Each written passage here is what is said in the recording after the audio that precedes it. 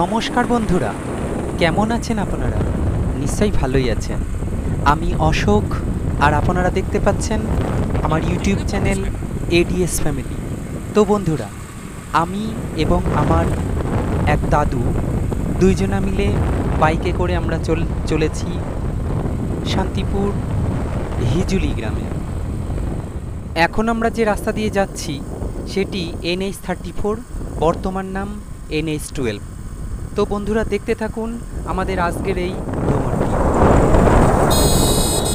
এটা বাগাসরা বাজার, বাগাসরা পঞ্চায়েত বাজার, বাগাসরা পঞ্চায়েত বাজার।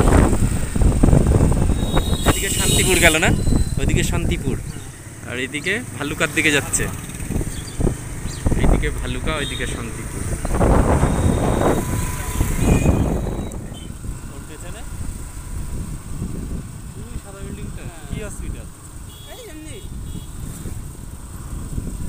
বন্ধুরা, আপনারা অবশ্যই ইউটিউব সার্চে গিয়ে দিগনগর এডিএস ফ্যামিলি লিখেই আমাদের এই চ্যানেলটি পেয়ে যাবেন। অবশ্যই সাবস্ক্রাইব করে নেবেন। আমাদের চ্যানেলটির এডিএসের ফুল ফর্ম হলো অনন্যা ডিজিটাল সার্ভিস। এখন চলেছি হিজুলি, হিজুলির দিকে চলেছি। হিজুলি গঙ্গার পাড়ের দিকে চলেছি, গঙ্গা রাস্তার দিকে। এটা হিজুলি, সুন্দর জায়গা,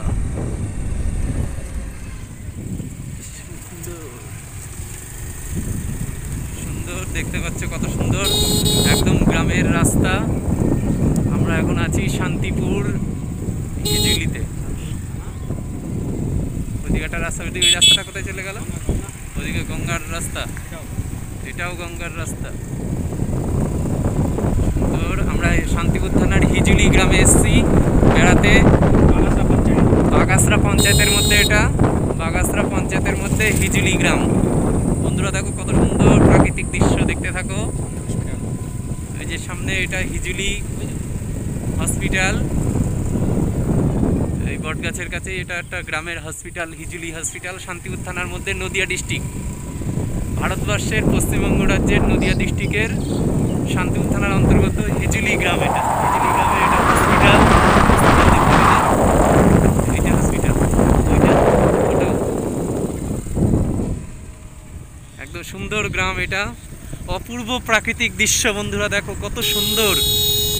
তোমরাও চাইলে চলে আসতে পারো এই গ্রামে ভ্রমণ করতে।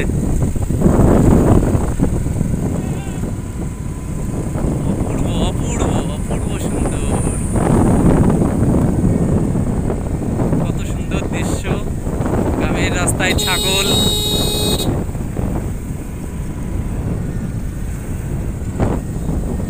সুন্দর লাগছে, সুন্দর দৃশ্য। আমরা এসেছি এখন নদিয়া ডিস্ট্রিক্টের শান্তিপুর থানার অন্তর্গত হিজুলি গ্রামে। বন্ধুরা দেখতে পাচ্ছ হিজুলি গ্রামে। আচ্ছা, এইটাকে কি বলে? কপিয়া না? গঙ্গায় কি মিশেছে তো এটাতে? কপিয়া। প্রচুর মাছ আছে এখানে। এই পরিবেশটা হচ্ছে